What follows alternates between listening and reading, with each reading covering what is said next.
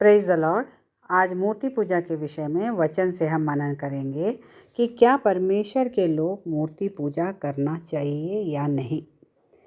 वचन से निकालते हैं पवित्र बाइबल के लेवीय व्यवस्था पुस्तक 19 अध्याय के चौथा में Leviticus, book of Leviticus chapter 19 versus 4। तो मूर्तों की ओर ना फिरना और देवताओं की प्रतिमाएं डालकर ना बना लेना, मैं तुम्हारा परमेश्वर यहोवा हूँ। देखो, एक और अध्याय वचन पढ़ते हैं हम।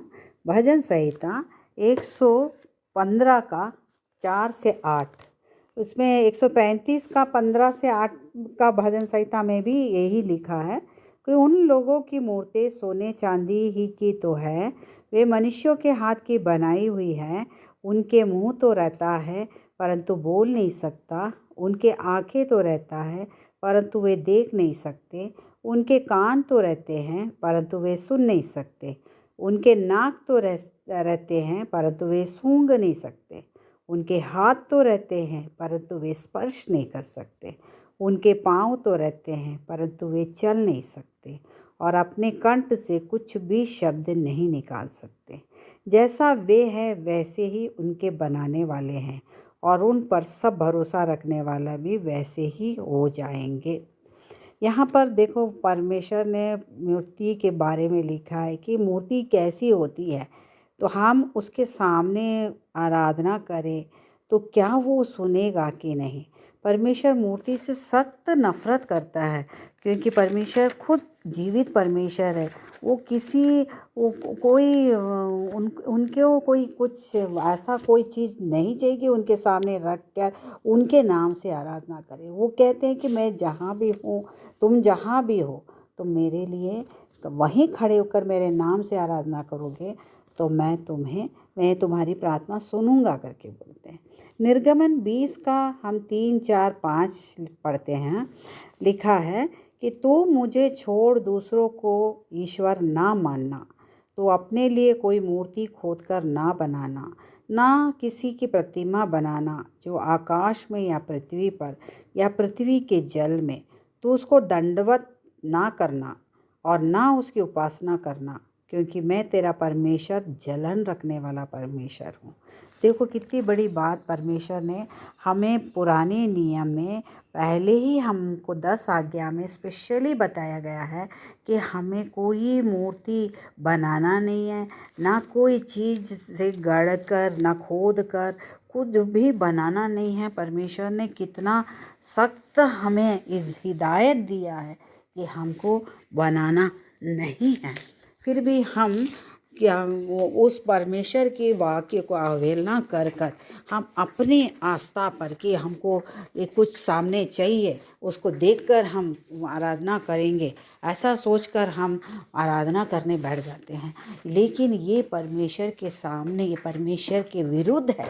परमेश्वर ये नहीं सुनता है। परमेश्वर यहाँ पर हम देखते हैं साम्स 16 का 4 में लिखा है, जो पराये देवताओं के पीछे भागते हैं उनका दुख बढ़ जाएगा। मैं उनके लहू वाले अर्ध नहीं चढ़ाऊंगा और ना उनका नाम अपने होठों से नहीं लूँगा। कितनी बड़ी बात परमेश्वर ने वचन में लिखा है। और ऐसे हम वचन में कई जगह हमने देखा कि स्पेशली मूर्ति पूजकों के लिए मूर्ति पूजा ना करना बार बार हमको परमेश्वर बता रहा है। फिर भी हम परमेश्वर के लोग, और स्पेशली हम ईसाई लोग जो खुद वचन पढ़ने के बाद, वचन से हम चल रहे हैं, वचन सुनने के बाद भी हम मूर्तियाँ बनाते हैं। हम जीसस की मूर्तियाँ बनाते हैं, मेरी की मूर्तियाँ बनाते हैं, संतों की मूर्तियाँ बना के उसकी आराधना करते हैं, उसके मंदिरें बनाते हैं। कितने बड़े दुख की बात है कि हम बाइबल पढ़ने के बाद भी हम बाइबल से नहीं चल रहे हैं। वचन में कहाँ लिखा है कि आप मदर मेरी का आइडल बनाइए, मूर्ति बनाइए, संतों की मूर्ति बनाकर मेरी आराधना करो। परमेश्वर इतना सख्त नफरत करता है कि उनके नाम से भी कोई दूसरा मूर्ति भी अगर बना के उनके नाम से कि ये यहोवा है, ऐसे बोलने से भी परमेश्वर भयानक क्रोधित होता है। हम उसको देखते हैं, हम यहाँ पर देखते हैं कि एक्सोडस 31 का 1 में हम पढ़ते हैं कि जब है ना 10 आज्ञा लेने के लिए मूसा माउंट सिनाई में, सिनाई पर्वत में चढ़ा, या परमेश्वर की आज्ञा के अनुसार सिनाई पर्वत में चढ़ा, 30 दिन और 30 रात वो परमेश्वर के पास रहा। और जब वहाँ पर उस दिन के बाद जब विलम्ब हुआ उसके आने से, तो इस्राएल लोगों ने हारून के पास जाकर कहा कि हमारे लिए देवता बनाओ।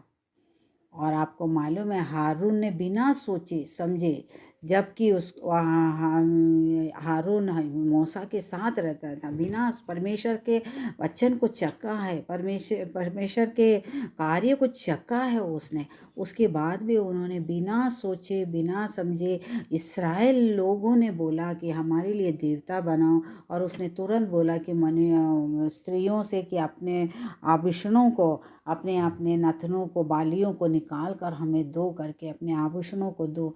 और स्त्रियों ने भी तुरंत अपने आभूषण निकाल कर दिए और उसमें से एक बछड़ा ढाल कर बनाया। और लोगों ने क्या कहा उसे कि इस्राएल तेरा परमेश्वर जो तुझे मिस्र देश से छुड़ा ले आया, ये वही है। देखो कितनी बड़ी बात है, यहोवा उन्हें छुड़ाया ले आया और यहोवा के नाम से एक बछड़ा बनाए उन लोग, क्योंकि उन लोग को एक डर था कि अब मूसा आएगा कि नहीं, क्योंकि मूसा उनके लिए एक मध्यस्थता था। मूसा परमेश्वर का मीडिएटर था। हर एक काम परमेश्वर से मूसा आज्ञा लेता था और मूसा उनके द्वारा इसराइल लोगों के ऊपर उन इसराइल लोगों पर कार्य करता था, इसराइल लोगों पर चलाता था। लेकिन यहाँ पर देखो, जब मूसा के देर होने से, क्योंकि उन लोग पूरी तरह से मूसा के ऊपर डिपेंडेंट थे, जबकि उनको पूरी तरह से यहोवा के ऊपर डिपेंडेंट होना था, कि उनको मालूम है कि ये जो कार्य जो हमें चला रहा है ये मूसा नहीं है, यहोवा है। क्योंकि अक्सर हम बाइबल में, पुराने नियम में पढ़ते हैं कि उन्होंने बोलते हैं कि आप परमेश्वर के पास जाइए, आप बात करिए, हम नहीं बात करेंगे, हमको डर लगता है, हमको उनसे भय है, ऐसे करके बोल के वो मूसा को बोलते हैं, जबकि उनको मालूम है कि यहोवा ही उनको चला रहा है। मूसा एक मध्यस्थता था। लेकिन फिर भी जब मूसा के देरी हुए तो उन लोग कह रहे हैं कि कुछ बनाओ, देवता बनाओ, ताकि वो हमारा रास्ता ले आएगा। जबकि परमेश्वर ने वहाँ पर उनको वायदा किया कि मैं दिन को बादल के खंभे के समान, रात्रि को अग्नि के खंभे के समान मैं तुम्हारे साथ रहूँगा करके वो वायदा किया। वो प्रोमिस कभी छोड़ने वाला या टूटने वाला नहीं है, तोड़ने वाले में है परमेश्वर हमेशा। वो वायदे को उन लोग को याद नहीं आया कि अगर मूसा आया नहीं आया, परमेश्वर तो हमारे साथ है, वो बादल के खंभे के समान हमारे साथ है।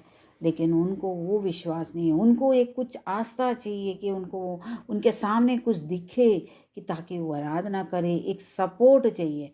लेकिन ये सपोर्ट भी गलत है कि परमेश्वर के नाम से कुछ भी तुम बनाकर खड़ा करके तुम आराधना कर रहे हो और उसका नाम परमेश्वर, यही मिस्र से छुड़ाए हुए परमेश्वर है, ये मिस्र देश से छुड़ाया लाया ये वही है, ऐसे करके बोल के बोलना बहुत बड़ा पाप है। यहाँ पर देखो कि हारून ने बनाया, बछड़ा डालकर बनाया, और उसने यह भी प्रचार किया कि कल यहोवा के लिए पर्व होगा, यहोवा के लिए पर्व होगा। देखो कितनी बड़ी बात परमेश्वर का के लिए बोलता, कल ये बछड़े को यहोवा बना के यहोवा के लिए पर्व होगा। क्या ऐसा परमेश्वर चाहेगा? और यहाँ पर देखो, जब परमेश्वर ने सिनाई पर्वत में मूसा के साथ था, जब उसने देखा कि इस्राएल लोग क्या कर रहे हैं, वो क्रोधित हो गए और मूसा से कह रहे हैं कि मैं देखो ये लोग बिगड़ गए हैं, अब मुझे मत रो। यहोवा को बोलता, मेरा कोप उन पर भड़क उठा है जिससे मैं उन्हें भस्म कर दूंगा। देखो परमेश्वर का कोप कितना बड़ा था कि वो उन पूरे लोगों को भस्म करने के लिए तैयार हुए थे। और उन्होंने यह भी कहा, यहोवा ने यह भी कहा कि मैं इन सबको भस्म करके, मूसा मैं तेरे से एक बड़ी जाति उपजाऊंगा, एक बड़ी जाति उपजाऊंगा। परमेश्वर ने ये भी वादा कर लिया कि मैं तेरे से एक बड़ी जाति उपजाऊंगा, अब इन लोगों को मैं भस्म करूंगा। लेकिन मूसा ने वो चीज़ को देखा, परमेश्वर के कोप को, परमेश्वर के क्रोध को, उसने वहाँ पर प्रभु को मनाने लगा, प्रभु से माफ़ी मांगा, मनाने लगा, प्रभु तो ऐसा मत करना, आप ऐसा मत करना, क्योंकि आपने जो वादा किया है कि इनको कनान देश ले जाऊंगा, और ये वादा टूट जाएगा तो लोगों के मन से आपके लिए जो श्रद्धा है, विश्वास टूट जाएगा। आपका जो प्रॉमिस जो आपने किया पूरा नहीं किया जाएगा तो श्रद्धा टूट जाएगा। ऐसा मूसा ने जब उन्हें बार बार मनाया, तब जाके परमेश्वर वहाँ पर यहोवा वहाँ शांत हुआ। आज हम परमेश्वर को खुश करने के बजाय क्या कर रहे हैं? वही मूर्ति पूजा कर रहे हैं। हमारा क्या यीशु मसीह के मूर्तियों के बिना क्या परमेश्वर हमारे प्रार्थना नहीं सुनेगा? यीशु मसीह हमारा प्रार्थना नहीं सुनेगा? कितना बड़ी बात है। एक बार मेरे जहन में एक आया कि एक नया विश्वासी एक अन्य जातियों से कन्वर्ट होकर एक नया विश्वासी जब विश्वास में आया, प्रभु में मसीह में आया, उसने एक पादरी से पूछा, पादरी साहब, जब वचन कहता है कि यीशु ही मध्यस्थता है और ये हमको कोई मूर्ति खोद कर ना बनाना है, ना किसी की प्रतिमा बनाना है जो आकाश में है या पृथ्वी पर है या पृथ्वी के जल में है, तो आप लोग यीशु के क्यों प्रतिमा बनाए हैं? मरियम के प्रतिमा क्यों बनाए हैं? संत के प्रतिमा क्यों बना के आराधना कर रहे हैं? ये तो बाइबल के बिल्कुल नियम के लिखित के विरुद्ध है। तो पादरी जो ना समझ है वो कह रहा है कि हम तो यहोवा का मूर्ति तो नहीं बनाए, हम तो परमेश्वर का मूर्ति नहीं बनाए, हम तो यीशु का मूर्ति बनाए। मुझे जब वो व्यक्ति नया जो विश्वास में आया, वो व्यक्ति मेरे पास आकर मेरे को बोला कि आंटी ऐसा बोल रहे हैं, तो मुझे बड़ा दुख लगा। मैं बोली ये क्या बात हुआ? परमेश्वर, तू परमेश्वर है तो यीशु मसीह क्या परमेश्वर नहीं है? अक्सर लोग सोचते हैं कि यीशु मसीह मानव रूप धारण करके इस धरती पर यीशु मसीह मानव के रूप में इस धरती पर आया है, तो उसका हम मूर्ति बना के आराधना करेंगे? ये क्या सही है? वचन हम पढ़ते हैं कि क्या यीशु मसीह मानव मनुष्य और परमेश्वर दोनों थे या दोनों है? और क्यों लोग उनको सिर्फ मानव समझकर उनको मूर्ति बनाकर आराधना कर रहे हैं? क्योंकि मानव कभी परमेश्वर नहीं बन सकता, परमेश्वर ही मानव बन सकता है। तो यीशु मसीह परमेश्वर खुद अपने बेटे को इस धरती पर इसीलिए भेजा है ताकि हम बच जाएं, ना कि उसको मूर्ति के रूप में बना के प्रार्थना करने के लिए। वचन में यह लिखा है कि यीशु मसीह ही मध्यस्थ है। 1 तिमोथी 2:5 में लिखा है, क्योंकि परमेश्वर एक ही है और परमेश्वर और मनुष्य के बीच में एक ही बिछुई है, अर्थात मसीह यीशु जो मनुष्य था। तो यीशु मसीह मनुष्य था, इसीलिए उन्होंने मूर्ति पूजा बनाया, मूर्ति बना के पूजा कर रहे हैं। वो तो कह रहे हैं बिछुआई है, वो उसको मूर्ति की ज़रूरत नहीं है, उसको मूर्ति के एक आस्था की एक प्रतिष्ठा की ज़रूरत ही नहीं है उनको। आप जहाँ भी खड़े रहेंगे यीशु के नाम से आप प्रार्थना करोगे, प्रभु वहाँ सुनेगा। यीशु मसीह कहता है यूहन्ना अध्याय रचित सुसमाचार के 14:13 में, जो कुछ तुम मेरे नाम से मांगोगे वही मैं करूँगा कि पुत्र के द्वारा पिता की महिमा हो। हम यीशु मसीह को छोड़कर किसी अन्य को मध्यस्थता बनाएं तो क्या हम पिता की महिमा कर रहे हैं? हम पिता की महिमा करने के बजाय हम उस मूर्ति जिसके ढले हैं, जिसके हम बनाए हैं, जिस मूर्ति उसकी महिमा हम कर रहे हैं। हम यीशु के नाम से हम पिता की महिमा कर रहे हैं मूर्तियों को देखकर? नहीं, हम जो बनाने वाले कारीगर, उसने कितना सुंदर बनाया, कैसे बनाया, हम उसको एडमायर करेंगे। हम उस मूर्ति को देखकर कारीगर को एडमायर करते हैं, लेकिन हम कभी ये नहीं सोचते हैं कि जो यीशु मसीह को धरती पर बनाया, धरती पर भेजा, वो कारीगर, वो जीवित कारीगर जो परमेश्वर है, यहोवा है, यावे है, उसको हमको मनन करना है हमको। इसीलिए हम परमेश्वर के विरुद्ध चल रहे हैं। हम क्या सोचते हैं हम उससे आराधना करने से हमें सब कुछ मिलेगा, हमें प्राप्त होगा। यहाँ पर जैसे लिखा है कि मैं तुम्हारे सैम 16:4 में मैं फिर से पढ़ रही, जो पराये देवता के पीछे भागते हैं उनका दुख बढ़ जाएगा, लिखा है, उनका दुख बढ़ जाएगा। कितना दुख की बात है। हम लोग कभी कभी सोचते हैं हमारी प्रार्थना प्रभु क्यों नहीं सुन रहा है। हमें वो पॉजिटिविटी क्यों नहीं है, हमारे जीवन से दुख क्यों नहीं हट रहा। कभी हमने देखा है, हमने सोचा है कि ये सिर्फ हम मूर्ति पूजा करने के कारण है, हम जीसस वर्शिप, आइडल वर्शिप, मरियम आइडल वर्शिप को हम पूजा करते हैं, हम इसीलिए। अब आपको अब हम एक चीज़ और वचन से पढ़ते हैं कि यीशु मसीह ही परमेश्वर है, यीशु मसीह ही परमेश्वर है। और परमेश्वर को भी मूर्ति के नाम से, मूर्ति के रूप में गाड़ के, ढाल कर, खोद कर बनाना नहीं है मूर्ति, क्योंकि यीशु मसीह ही खुद परमेश्वर है। प्रकाशित वाक्य के हम 1:13-20 को हम पढ़ते हैं।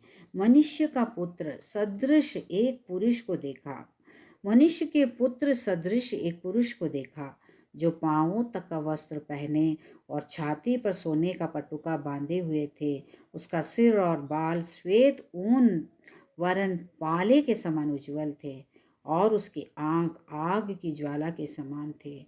उसका पांव उत्तल पीतल के समान थे, जो मानो भट्टी में तपाया गया हो, और उसका शब्द बहुत जल के शब्द के समान थे। वह अपने हाथों में 7 तारे लिए हुए था, और उसका मुंह ऐसा प्रज्वलित था जैसा सूर्य कड़ी धूप के समय चमकता है। जब मैंने उसे देखा तो उसके पैरों पर मुर्दा सा गिर पड़ा। उसने मुझ पर अपना दाहिना हाथ रखकर कहा, मत डर, मैं प्रथम और अंतिम और जीविता हूँ। मैं मर गया था, और अब देख मैं युगानुग जीविता हूँ, और मृत्यु और अधोलोक की कुंजी मेरे पास है। परमेश्वर, मैं आदि और अंतिम हूँ, मैं प्रथम और अंतिम हूँ, ऐसे और जीविता हूँ कह रहा है। ये रेवलेशन के चैप्टर 1 के 8 में क्या लिखा है? ये प्रभु परमेश्वर जो है और जो था और जो आने वाला है, जो सर्वशक्तिमान है, वह कहता है कि मैं अल्फा और ओमेगा हूँ। क्या यीशु मसीह अलग है? यीशु मसीह ही परमेश्वर है, और परमेश्वर का मूर्ति ढालना, हमारे लिए खोद कर बनाना हमारे लिए पाप है। परमेश्वर एक गैलेशियन का 5 में हम पढ़ते हैं, गैलेशियंस चैप्टर का पुस्तक 5वां अध्याय के 20 में हम पढ़ते, 20 और 21 में लिखा है कि मूर्ति पूजा, टोना, बैर, झगड़ा, ईर्ष्या, क्रोध, आदि, फूट, विधर्म और आदि आदि, जो 21 में लिखा है, परमेश्वर के राज्य के वारिस ना होंगे। देखो कितना क्लियर कट लिखा है कि मूर्ति पूजा करने वाले परमेश्वर के राज्य के वारिस ना होंगे। तो हमारा विश्वास जब इतना अटूट है कि हमको मालूम है कि हम कहीं भी खड़े होकर हम आराधना करेंगे, हमारा परमेश्वर सुनेगा, हमारा यीशु मसीह जो एक ही बिचवाई है हमारे लिए, वो हमारा सुनेगा, तो हम क्यों मूर्तियों के सामने खड़े होकर, उसको दंडवत करके, उसको झुक कर, उसको चुम्मा देकर हम क्यों बेकार हम परमेश्वर को क्रोधित क्यों करें हम परमेश्वर को क्रोधित नहीं करना है हमको। हम मसीह ईसाई लोग, हम ये चीज़ को हम मानते नहीं हैं कि ये गलत है करके। वचन कहीं नहीं लिखा है कि आप मेरा मूर्ति ढालो करके, मेरा मूर्ति बनाओ। स्पेशली बोला कि ना तुम मेरा मूर्ति खोदना, ना आकाश का, ना पृथ्वी का, और न पृथ्वी के जल का कोई भी प्रतिमा को ना बनाना लिखा है, ना कोई मूर्ति खोद करना बनाना। इतना अच्छा से लिखा है, उसके बाद भी हमारी आंखें क्यों बंद है? कई डिनोमिनेशन, कई कलीसियाओं के लोग क्यों, पादरी लोग क्यों नहीं समझते, अगुए लोग क्यों नहीं समझ पा रहे हैं इसको कि हम जो कर रहे हैं वो गलत है। हमको कहीं भी, हाँ, हमको चर्च में जाना चाहिए, हमको पवित्र संगति में रहना चाहिए, पवित्र भवन में हमको ये लोगों के इकट्ठे होकर हमको आराधना करना जरूरी है। हमको आराधना करना है, हमको अपने आप वो श्रद्धा रख कर कि यीशु मसीह मेरे लिए बिछुआई है, मेरा पिता मेरे साथ है, वो मेरा सुन रहा है, ऐसे करके हमको आराधना करना है। ना कि हमको उसके सामने, उस मूर्ति के सामने खड़े उस मूर्ति को हम एडमायर करें। नहीं, वो गलत है, वो पाप है। और इसके बाद अक्सर हम देखते हैं कि मरियम की आराधना करते हैं। मैं भी एक समय में मरियम की आराधना करती थी। लेकिन मैंने परमेश्वर से पूछा, प्रभु क्या ये सही है? मुझे अगुवाई दे, मुझे प्रकाशन दे कि मैं इसके बारे में मैं बोल सकूं, इसके बारे में विश्वास करूं। आज आप विश्वास नहीं करोगे कि प्रभु ने मुझे सिखाया कि मरियम को किसके कारण आदर मिला। मरियम को किसके कारण आदर मिला? मरियम को यीशु मसीह के कारण ही आदर मिला ना। अगर यीशु मसीह उनके कोख में नहीं जन्म लेता तो मरियम को कोई पूछता नहीं, पूछता। तो हमको मरियम, माता मरियम जो यीशु की माँ है, उसको हमको आदर करना है, उसको हमको रेस्पेक्ट करना है कि वो मेरे यीशु की माँ है, जो मेरे यीशु की माँ ने अपना कोख को उधार में दिया है, और वो पवित्र है, वो बिल्कुल पवित्र है, क्योंकि परमेश्वर पवित्र जगह में ही अपने बेटे को ही डालेगा। तो उसका कोख पवित्र था, वो खुद पवित्र थी, और उस पवित्रता में पवित्र आत्मा की अगुवाई से यीशु को उसने जन्म दिया। तो वहाँ पर हमको ये याद रखना, परमेश्वर ने मुझे यही सिखाया है कि मरियम, माता मरियम यीशु मसीह के कारण वहाँ रेस्पेक्टफुल हुई है। तो उसको हमको पूजा नहीं करना चाहिए, हमको आदर करना चाहिए, हमको उसको रेस्पेक्ट करना चाहिए। क्योंकि एक वचन हम पढ़ते हैं लूका का अध्याय, मत्ती रचित समाचार 1:38 में, 1:38 और 39 में लिखा है, तू स्त्रियों में धन्य हो। सॉरी, मत्ती नहीं है, लूका रचित सुसमाचार है, जो लिखा है, मैं सॉरी, मत्ती नहीं है, लूका का अध्याय, लूका रचित सुसमाचार 1:38 और 29 में लिखा है, तू स्त्रियों में धन्य हो और तेरे पेट का फल धन्य है। यह अनुग्रह मुझे कहाँ से हुआ कि मेरा प्रभु की माता मेरे पास आई। देखो, अगर यीशु मरियम के कोख में नहीं रहता तो क्या एलिजाबेथ पवित्र आत्मा से परिपूर्ण होती? नहीं। यहाँ यीशु के कारण माता मरियम धन्य कहलाई गई है। तो जब यीशु के कारण माता मरियम धन्य कहलाई गई है, तो हम यीशु को छोड़कर मरियम पर ही क्यों वर्शिप करें? मरियम को क्यों हम मध्यस्थता बना रहे? पूरे बाइबल में लिखा है कि यीशु मसीह ही बिचवाई है, जो मनुष्य बनकर इस धरती पर आया। क्योंकि एक बिचवाई का काम होता है, बिचवाई, क्योंकि हमको बिचवाई क्यों करना चाहिए? क्योंकि बिचवाई के थ्रू, एक मजबूत बिचवाई हमारे प्रार्थना के बीच में रहेगा तो हमारे प्रार्थना सुन ली जाएगी। फॉर एग्जांपल मैं आपको बता रही, जैसे एक जॉब के लिए हम जॉब अप्लाई करते हैं, और जॉब के हमारा कॉल लेटर्स आ गए, हमारी इंटरव्यू होने को है, और हम पीछे लग जाते हैं कौन पहचान वाला है, किसी अच्छे रिकमेंडेशन वाले को हम पकड़ ले, हम रिकमेंड कर सके कि मेरा नौकरी मिल जाए। तो हम एक ऐसे व्यक्ति को ढूंढेंगे जो एकदम करीब है, जो उस नौकरी से एकदम करीब है, कि जो नौकरी दे सकता है, या उस बॉस के साथ करीब है, जो बॉस हमको सेलेक्ट करता है, उस बॉस के साथ करीबी रिश्ता रखता है। तो उस व्यक्ति से ही हम जाके संपर्क करेंगे ना। तो उस व्यक्ति से, इस धरती भर में भी हम उस व्यक्ति से ही जाके मिलेंगे। तो उसी प्रकार यीशु मसीह हमारे लिए इस धरती पर मनुष्य बनकर आया। सिर्फ मनुष्य बनकर नहीं आया, उसने हमारे लिए अपना जान दिया। उसने हमारे लिए सिर पर ताज, कांटों का ताज पहना, हमारे लिए अपने हाथों पे कीले ठुकवाए, हमारे लिए सारे शरीर में कोड़े लगवाए, हमारे लिए उसने अपना सुंदर चेहरा को कुरूप बना दिया। हमारे सारे हमारे हमारे अधर्म के मार्गों के कारण उसने अपने पैरों में खीले ठुकवाए, और हमारे सारे पापों को, रोगों को, श्रापों को अपने ऊपर उठा लिए हैं, और उसने हमें मुक्ति दिलाया, हमें वादा किया है और मध्यस्थता, उस क्रूस पर रहकर उन्होंने हमारे लिए मध्यस्थता किया है कि ये क्या कर रहे हैं इन्हें नहीं पता, पिता इन्हें तो माफ़ करना। जो यीशु मसीह, जो मनुष्य का रूप धारण करके क्रूस पर रखकर हमारे लिए प्रार्थना कर सकते हैं, तो हम कभी भी उनके नाम से हम प्रार्थना करेंगे ना, परमेश्वर कभी उस उत्तर को अनसुना नहीं करेगा। वो हमारे उत्तर को आंसर देगा, परमेश्वर हमें जवाब देगा, ये विश्वास है। इसलिए हमारा बिचवा मात्र यीशु मसीह है, क्योंकि वो इस धरती पर मनुष्य का रूप धारण किया और वो हमारे लिए मरा और तीसरे दिन जी उठा और वो जीवित प्राणी है। क्या मरियम हमारे लिए मरा? नहीं मरा। क्या हमारे लिए प्राण दिया? नहीं दिया। फिर क्यों हम उनको मध्यस्थता बनाएं? हम उन्हें आदर करना चाहिए, हमें उन्हें रिस्पेक्ट करना चाहिए। उसी प्रकार हम संतों के लिए भी हम देखते हैं, कई जगह संतों के मंदिर चर्चेस बनते हैं, उसकी आराधना करते हैं, उसके ग्रोटोस बनते हैं। ये सब क्या है?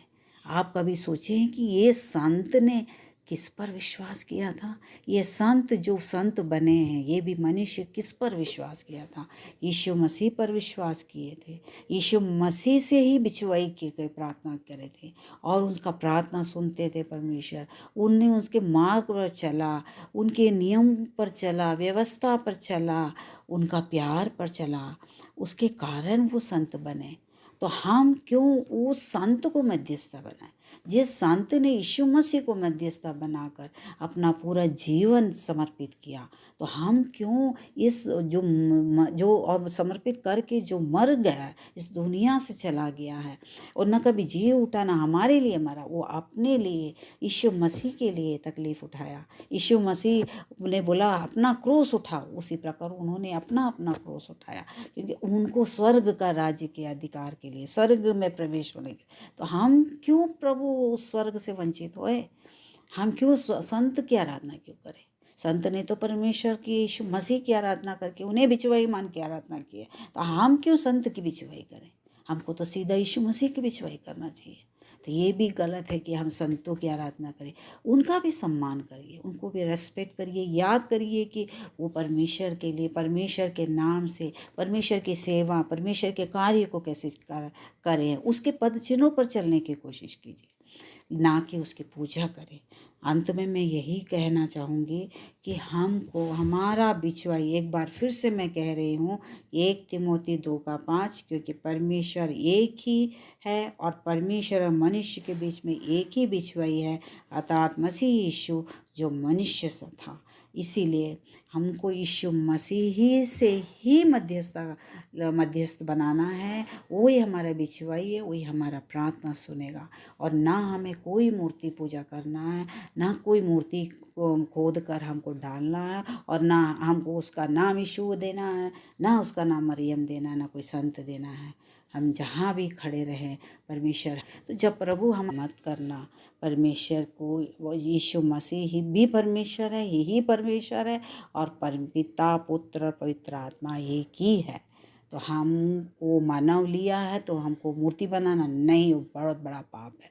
हमको मूर्ति बनाना नहीं है, हमको सिर्फ यीशु मसीह को बिचवाई लेकर यीशु मसीह के नाम से मांगना है, यीशु मसीह की आराधना करना है, उसकी वर्शिप करना है, पिता पुत्र पवित्र आत्मा का वर्शिप करना है हमको। Praise the Lord. धन्यवाद देती हूँ परमेश्वर को कि ये सुंदर वचन मैं आपके सामने बांट सकूँ। धन्यवाद देती हूँ प्रभु को। आप सबको प्रभु आशीष दे। God bless you all. आमीन।